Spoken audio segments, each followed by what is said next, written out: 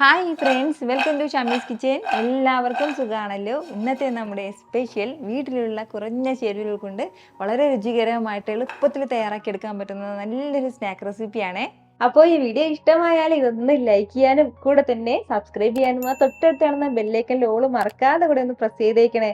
എന്നാൽ ശരി, എന്തെങ്ങനെയാണ് തയ്യാറാക്കുന്നത് വേഗം ഒന്ന് കണ്ടു നോക്കാം. അപ്പോൾ ഇത് തയ്യാറാക്കി എടുക്കാനായിട്ട് ആദ്യം നമുക്ക് വേണ്ടത് ഗോതമ്പ് പൊടിയാണ്. 1 കപ്പ് നിറയാനായിട്ട് ഞാനിപ്പോൾ ഗോതമ്പ് പൊടി എടുത്തിട്ടുള്ളത്. അത് നമുക്കൊരു ബോളിലേക്ക് ചേർക്കാവുന്നതാണ്. കൂടെ പിന്നെ ഇനി നമുക്കിതിലേക്ക് വേണ്ടത് അരിപ്പൊടിയാണ്. വറുത്ത പച്ചരിപ്പൊടിയാണ് എടുത്തിട്ടുള്ളത് കേട്ടോ. 1 കപ്പ് അളവിൽ പച്ചരിപ്പൊടി ചേർത്ത് കൊടുക്കാം. അതല്ല നമ്മുടെ കയ്യിൽ വറുക്കാത്ത പച്ചരിപ്പൊടിയാണ് ഉള്ളതെങ്കിൽ, ഇൻസ്റ്റന്റ് ആയിട്ടുള്ളതുണ്ടെങ്കിൽ അത് തന്നെ ചേർക്കാവുന്നതാണ്, പ്രശ്നമൊന്നുമില്ല. ഇനി വേണ്ടത് മിക്സിയുടെ ചെറിയ ജാറിലേക്ക് ഒരു 1/2 കപ്പ് നിറയെ ഞാനിപ്പോൾ ചിരകിയ തേങ്ങ എടുത്തിട്ടുണ്ട്. ഇതിലേക്ക് ഒരു അല്പം വെള്ളം കൂടി ചേർത്തിട്ട് നല്ല ഫൈനായിട്ട് നമുക്കൊന്ന് അരച്ചെടുക്കാം. ഈ അരച്ചെടുത്ത നമ്മുടെ ഈ തേങ്ങാ പേസ്റ്റ് ഇതിലേക്ക് ചേർക്കാവുന്നതാണ്. കൂടെ പിന്നെ ഇനി നമുക്കിതിലേക്ക് വേണ്ടത് ഒരു 2 ടേബിൾ സ്പൂൺ അളവിൽ ബട്ടറും കൂടിയാണ് കേട്ടോ. റൂം ടെമ്പറേച്ചറിലുള്ള ബട്ടർ ഉണ്ടെങ്കിൽ അത് ചേർക്കാം. അത് ഇല്ലാന്നുണ്ടെങ്കിൽ മാത്രം നമുക്കിതിലേക്ക് നെയ്യും ചേർക്കാവുന്നതാണ്. ഞാനിപ്പോൾ ബട്ടറാണ് ഇതിലേക്ക് ചേർത്ത് കൊടുക്കുന്നത്. ഇനി ഒരു 2 പിഞ്ച് അളവിൽ ഉപ്പും കൂടി നമുക്ക് ആവശ്യമായിട്ടുണ്ട്, അതും കൂടി ചേർക്കാവുന്നതാണ്. അപ്പോൾ ഇത് ഇത്രയും ചേർത്തിട്ട് നല്ലതുപോലെ തന്നെ നമുക്കൊന്ന് മിക്സ് ചെയ്തെടുക്കാവുന്നതാണ്. നമ്മുടെ ബട്ടറും അതുപോലെ തന്നെ തേങ്ങയുടെ മിക്സും എല്ലാം നമ്മുടെ മാവിലേക്ക് ഒന്ന് യോജിച്ച് കിട്ടണം. അതുപോലെ വേണം ഒന്ന് മിക്സ് ചെയ്തെടുക്കാനായിട്ട്. ഈ ഒരു രീതിക്ക് നമ്മുടെ മാവ് നന്നായിട്ട് ഞാനൊന്ന് മിക്സ് ചെയ്തെടുത്തിട്ടുണ്ട്. നമ്മൾ ഇതിൽ നിന്ന് കുറച്ച് മാവ് ഒന്ന് കയ്യിലേക്ക് എടുത്ത് ഇതുപോലെ ഒന്ന് പ്രസ് ചെയ്തെടുക്കുമ്പോഴത്തേക്കും ഇങ്ങനെ കട്ടായിട്ടുണ്ടാവണം കേട്ടോ. എന്നിട്ടൊന്ന് പൊടിച്ച് നോക്കുമ്പോഴത്തേക്കും ഇതുപോലെ പൊടിഞ്ഞു പോകണം. ഇതാണ് അതിൻ്റെ ഒരു കറക്റ്റ് പരുവെന്ന് പറയുന്നത്. അപ്പോൾ ഇതുപോലെ ഇത്രയും ആയിക്കഴിഞ്ഞാൽ ഇനി നമുക്കിതിലേക്ക് കുറച്ച് വെള്ളം ചേർത്ത് നന്നായിട്ട് ഇതൊന്ന് കുഴച്ചെടുക്കാവുന്നതാണ്. നമ്മുടെ ചപ്പാത്തിക്ക് മാവ് കുഴച്ചെടുക്കില്ലേ, ആ ഒരു രീതിക്ക് ഒന്ന് ഉരുണ്ട് കിട്ടണം. എന്ന് വെച്ചിട്ട് ഒരുപാട് ഓവറായിട്ട് വെള്ളം ആകാൻ പാടില്ല, അതൊന്നും പ്രത്യേകം ശ്രദ്ധിച്ചേക്കണം. കുറച്ചായിട്ട് മാത്രം വെള്ളം ചേർത്ത് വേണം കുഴച്ചെടുക്കാനായിട്ട്. ഞാനിപ്പോൾ ഈ ഒരു രീതിക്ക് നന്നായിട്ട് നമ്മുടെ ഈ മാവ് ഒന്ന് കുഴച്ചെടുത്തിട്ടുണ്ട്. ഒരുപാട് വെള്ളമായിട്ടില്ല, ഇതുപോലെ ഓവറായിട്ട് വെള്ളം ആകാൻ പാടില്ല. നമ്മൾ ഒരല്പം മാവ് എടുക്കുമ്പോൾ കയ്യിലേക്ക് ഇങ്ങനെ വേണം കേട്ടോ വരാനായിട്ട്. അതായത് ഇങ്ങനെ വലിഞ്ഞ് വരുന്ന ആ ഒരു സ്റ്റേജ് വരരുത്. ഈ ഒരു രീതിക്ക് വേണം മാവ് കിട്ടാനായിട്ട് കയ്യിലേക്ക്. അപ്പോൾ ഇതുപോലെ ഒന്ന് യോജിപ്പിച്ചെടുത്ത് കഴിഞ്ഞാൽ ഇനി നമുക്ക് വേണ്ടത് എന്താണെന്ന് വെച്ചാൽ ഇതിന്ന് ഒരല്പമായിട്ട് എടുത്തിട്ട് ചെറിയ കുട്ടി ബോൾസ് ആക്കിയിട്ട് നമുക്ക് തയ്യാറാക്കി എടുക്കാം. ബോൾസ് തയ്യാറാക്കി എടുക്കുമ്പോൾ പ്രത്യേകം ശ്രദ്ധിക്കേണ്ടത് ഒരുപാട് വലുതായി പോകരുത്, എങ്കിൽ ഉൾഭാഗം നമുക്ക് വെന്ത് കിട്ടില്ല. എന്ന് വെച്ചിട്ട് തീരെ കുറഞ്ഞ ചെറിയ സൈസിൽ വേണമെന്നില്ല. ഈ ഒരു അളവിൽ തന്നെ നമുക്ക് ധാരാളം മതിയാവും. അപ്പോൾ ഇതുപോലെ തന്നെ ബാക്കിയുള്ളത് നമുക്ക് ചെയ്തെടുക്കാവുന്നതാണ്. നമ്മുടെ എല്ലാ മാവും ഞാനിപ്പോൾ ഇതുപോലെ കുട്ടി ബോൾസ് ആക്കിയിട്ടൊന്ന് മാറ്റിയിട്ടുണ്ട്. അപ്പോൾ നമ്മൾ എടുത്തിട്ടുണ്ടായിരുന്ന അത്രയും മാവിൽ നിന്നും ഈ ഒരു അളവിലാണ് കേട്ടോ നമുക്ക് കിട്ടിയിട്ടുള്ളത്. ഇനി നമുക്ക് വേണ്ട എന്താണെന്ന് വെച്ചാൽ ഞാനിപ്പോൾ ഒരു കടായിലേക്ക് കുറച്ച് എണ്ണ വെച്ചിട്ടുണ്ട്. ആ എണ്ണ നല്ലതുപോലെ തന്നെ ഒന്ന് ചൂടായി കിട്ടിയിട്ടുണ്ട്. എണ്ണ നന്നായിട്ടൊന്ന് ചൂടായി വരുമ്പോഴത്തേക്കും ഒരു സ്പൂണോ ഒരു തവിയോ കൊണ്ട് ഇതുപോലെ തന്നെ എണ്ണ ചുറ്റിച്ച് കൊടുത്തതിന് ശേഷം മാത്രം നമുക്ക് നമ്മൾ ഉരുട്ടി വെച്ചിരിക്കുന്ന എല്ലാ ബോൾസിലേക്ക് ചേർക്കാവുന്നതാണ്. എല്ലാം കൂടി ഒരുമിച്ച് തന്നെ നമുക്ക് ഇട്ട് കൊടുക്കാവുന്നതാണ്. എണ്ണ നന്നായിട്ട് ചൂടായിരുന്നതിൻ്റെ പേരിൽ നമ്മൾ തുടക്കത്തിൽ ഇട്ട് കൊടുത്തതിൻ്റെ കളറൊന്നും മാറിയിട്ടുണ്ട്. പക്ഷേ ഫ്ലെയിം ഒന്ന് മീഡിയത്തിനും ലോക്കും ഇടയിൽ വെച്ചിട്ടുണ്ടെങ്കിൽ കേട്ടോ നമ്മളൊന്ന് വേവിച്ചെടുക്കാനായിട്ട്. ഫ്ലെയിം കൂട്ടി വെക്കുകയാണെന്നുണ്ടെങ്കിൽ പുറം ഭാഗം പെട്ടെന്ന് കളർ മാറിപ്പോകും, അകം വേഗാതെ കിട്ടും. അതിൻ്റെ പേരിൽ നമുക്ക് ഇതിന് ഉൾഭാഗമൊക്കെ നന്നായിട്ടൊന്ന് മുരിഞ്ഞ് കിട്ടേണ്ടതായിട്ടുണ്ട്. നമ്മുടെ ഈ ബോൾസ് എല്ലാം ഇട്ട് കൊടുത്തിട്ട് ഏകദേശം 1 മിനിറ്റ് കഴിഞ്ഞതിന് ശേഷം മാത്രം നമുക്ക് ഇളക്കി കൊടുക്കാവുന്നതാണ്. അതല്ലാന്നുണ്ടെങ്കിൽ ഇതിങ്ങനെ പൊടിഞ്ഞു പോകും. 1 മിനിറ്റ് കഴിയുമ്പോഴത്തേക്ക് തന്നെ ഇതൊന്ന് ഉറച്ച് കിട്ടിക്കോളും. പിന്നെ നമുക്ക് ഇടയ്ക്കിടയ്ക്ക് ഇതുപോലെ ഒന്ന് ഇളക്കി കൊടുത്തതിന് നന്നായിട്ടൊന്ന് ഫ്രൈ ചെയ്തെടുക്കാവുന്നതാണ്. ഓരോ 30 സെക്കൻഡ് ഇടവിട്ട് നമ്മളിതൊന്ന് ഇളക്കി കൊടുത്തുകൊണ്ടേ ഇരിക്കണം കേട്ടോ. അല്ലാന്നുണ്ടെങ്കിൽ കുറച്ച് മാത്രം വെന്ത് കിട്ടും, പുറത്ത് കിടക്കുന്നതൊന്ന് വേഗാതെ ആയിപ്പോകും. അതിൻ്റെ പേരിൽ ഇടയ്ക്കിടയ്ക്ക് ഒന്ന് ഇളക്കി കൊടുത്ത് വേണം നമ്മളിതൊന്ന് ഫ്രൈ ചെയ്തെടുക്കാനായിട്ട്. കുറഞ്ഞ ഫ്ലെയിമിൽ ഇതിങ്ങനെ ഒന്ന് ഫ്രൈ ആകാൻ തുടങ്ങിയിട്ട് കുറച്ച് സമയമായിട്ടുണ്ട്. അപ്പോൾ നന്നായിട്ട് തന്നെ നമ്മുടെ ബോൾസ് എല്ലാം ഒന്ന് നല്ല ക്രിസ്പി ആയിട്ട് വന്നിട്ടുണ്ട്. അപ്പോൾ ഇത് ഇത്രയും തന്നെ മതിയാവും.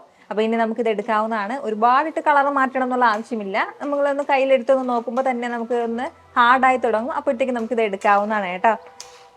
ഇതുപോലെ എല്ലാം ഒന്ന് ഫ്രൈ ചെയ്ത് മാറ്റി കഴിഞ്ഞാൽ പിന്നെ ഇനി നമുക്ക് വേണ്ടത് മറ്റൊരു കടായി ഞാനിപ്പോൾ അടുപ്പത്തേക്ക് വെച്ചിട്ടുണ്ട്. അതൊന്ന് ചൂടായി വരുന്ന സമയം ഇതിലേക്ക് നമുക്ക് ഒരു 3/4 കപ്പ് അളവിൽ ശർക്കര ചേർത്ത് കൊടുക്കാം.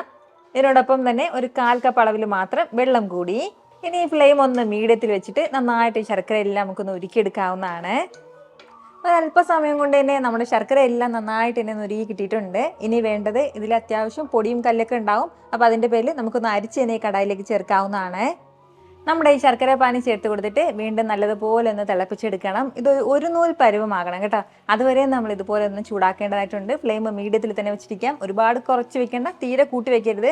ഒരുപാട് ഫ്ലെയിം വെക്കുകയാണെന്നുണ്ടെങ്കിൽ പെട്ടെന്ന് ഇത് കരിഞ്ഞു പോകും. അതൊന്ന് പ്രത്യേകം ശ്രദ്ധിച്ചേക്കണം. ഫ്ലെയിം മീഡിയത്തിൽ വെച്ചിട്ട് വേണം ചൂടാക്കിയെടുക്കാനായിട്ട്. ഒരു 2 മിനിറ്റ് കൊണ്ട് തന്നെ നമ്മുടെ ശർക്കര എല്ലാം നന്നായിട്ട് ഇപ്പോൾ ഒരു നൂൽ പരുവമായി കിട്ടിയിട്ടുണ്ട്. ഈ ഒരു രീതിക്ക് നമ്മളിപ്പോൾ ഈ ശർക്കര പാനിയിൽ നിന്ന് എടുത്ത് ഒരല്പം വെള്ളത്തിലേക്ക് ചേർക്കുകയാണെന്നുണ്ടെങ്കിൽ നല്ലപോലെ ബോൾ പോലെ ഉരുണ്ട് വരും കേട്ടോ. അതാണ് അതിൻ്റെ ഒരു കറക്റ്റ് പരുവം എന്ന് പറയുന്നത്. ഇനി ഇതിലേക്ക് നമ്മൾ തയ്യാറാക്കി വെച്ചിരിക്കുന്ന എല്ലാ ബോൾസും ചേർക്കാവുന്നതാണ്.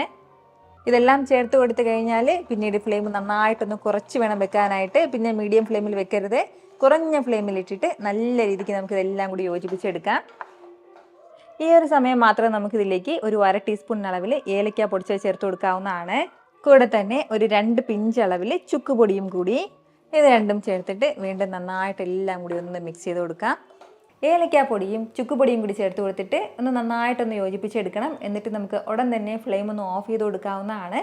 ഇനി ഓഫ് ചെയ്ത് കൊടുത്തിട്ട് വേണം ഇടയ്ക്കിടയ്ക്ക് ഒന്ന് ഇളക്കി കൊടുക്കാനായിട്ട്. ഫ്ലെയിമിന് അങ്ങനെ ഇരിക്കുകയാണെന്നുണ്ടെങ്കിൽ സെറ്റായി വരില്ല കേട്ടോ. ഫ്ലെയിം ഓഫ് ചെയ്ത് കൊടുത്തിട്ട് വേണം ഇടയ്ക്കിടയ്ക്ക് ഒന്ന് ഇളക്കി കൊടുക്കാനായിട്ട്. ഫ്ലെയിം ഓഫ് ചെയ്തിട്ട് ഏകദേശം ഒരു 2 മിനിറ്റ് കൊണ്ട് ഞാനിതൊന്ന് ഇളക്കി കൊടുക്കുകയാണ്. അത്രയും സമയം കൊണ്ട് തന്നെ എല്ലാം നന്നായിട്ട് തന്നെ ഓരോന്നായിട്ടൊന്ന് സെറ്റായി കിട്ടിയിട്ടുണ്ട്. അതുപോലെ തന്നെ ശർക്കര പാനിയൊക്കെ ഒന്ന് ഹാർഡായി തുടങ്ങിയിട്ടുണ്ട്. ഈ ഒരു സ്റ്റേജിൽ, അതായത് ഒരല്പം കൂടി സോഫ്റ്റ് ആയിട്ടുണ്ട്. ഇതൊന്ന് തണുത്ത് കഴിഞ്ഞാൽ നല്ലതുപോലെ ഹാർഡായി പോകും. അപ്പോൾ അതിന് മുന്നേ തന്നെ നമുക്കിതിലേക്ക് ഒരല്പം അരിപ്പൊടിയും കൂടി ഒന്ന് ചേർത്ത് കൊടുക്കാവുന്നതാണ്. 1 ടീസ്പൂൺ അളവിലാണ് അരിപ്പൊടി ചേർത്ത് കൊടുക്കുന്നത്. വറുത്ത പച്ചരിപ്പൊടി വേണം കേട്ടോ ചേർക്കാനായിട്ട്. അരിപ്പൊടിയും ചേർത്തിട്ട് എല്ലാം കൂടി വീണ്ടും ഒന്ന് യോജിപ്പിച്ചെടുക്കാം. ഇപ്പോൾ തന്നെ നല്ല രീതിക്ക് എല്ലാം റെഡിയായി കിട്ടിയിട്ടുണ്ട്. നന്നായിട്ട് എല്ലാം ഒന്ന് ഒറ്റയായിട്ട് ഹാർഡായി വന്നിട്ടുണ്ട്. നന്നായിട്ട് തണുത്ത് കഴിഞ്ഞാൽ പിന്നീട് നമുക്ക് ഒരു എയർടൈറ്റായിട്ടുള്ള ബോട്ടിലിൽ 1 മാസം വരെയും സ്റ്റോർ ചെയ്യാൻ പറ്റുന്നതാണ്. കുട്ടികൾ സ്വീറ്റ് ചോദിക്കുമ്പോഴും അല്ലാന്നുണ്ടെങ്കിൽ നമുക്ക് സ്വീറ്റ് കഴിക്കണം തോന്നുമ്പോഴൊക്കെ ഓരോന്ന് എടുത്ത് കഴിക്കാവുന്നതാണ്. അപ്പോൾ ഇതുപോലെ നിങ്ങളും തയ്യാറാക്കി നോക്കിയതിന് ശേഷം നിങ്ങളുടെ ഫീഡ്ബാക്ക് എനിക്കൊന്ന് മറക്കാതെ അറിയിച്ചേക്കണം കേട്ടോ. കാരണം നിങ്ങളുടെ ഫീഡ്ബാക്ക് കാണുമ്പോഴായിരിക്കും അത് മറ്റുള്ളവർക്കും തയ്യാറാക്കി നോക്കണം എന്നുള്ളൊരു പ്രചോദനം ഉണ്ടാകുന്നത്. ഇത്ര എളുപ്പത്തിലും രുചികരമായിട്ടാണല്ലേ നമ്മൾ തയ്യാറാക്കി എടുത്തിട്ടുള്ളത്. അപ്പോൾ ഇത് ഇഷ്ടമായാൽ ഇതൊന്ന് ലൈക്ക് ചെയ്യാനും കൂടെ തന്നെ നിങ്ങളുടെ ഫ്രണ്ട്സിനും ഫാമിലിക്കും എല്ലാവർക്കും ഇതൊന്ന് ഷെയർ കൂടി ചെയ്ത് കൊടുത്തേക്കണം. ഇതുപോലുള്ള റെസിപ്പിക്ക് വേണ്ടിയിട്ട് നമ്മുടെ ഷാമീസ് കിച്ചൻ ചാനൽ ഫോളോ ചെയ്യാനും സബ്സ്ക്രൈബ് ചെയ്യാനൊന്നും ആരും മറക്കരുത്. വീണ്ടും നല്ലൊരു ഷാർ വീഡിയോ ആയിട്ട് നാളെ കാണാം. അതുവരേക്കും എല്ലാവരും ഹാപ്പി ആയിട്ടിരിക്കുക, സന്തോഷമായിട്ടിരിക്കുക, എല്ലാവരും സേഫ് ആയിട്ടിരിക്കണം. Take care friends. ടാറ്റാ.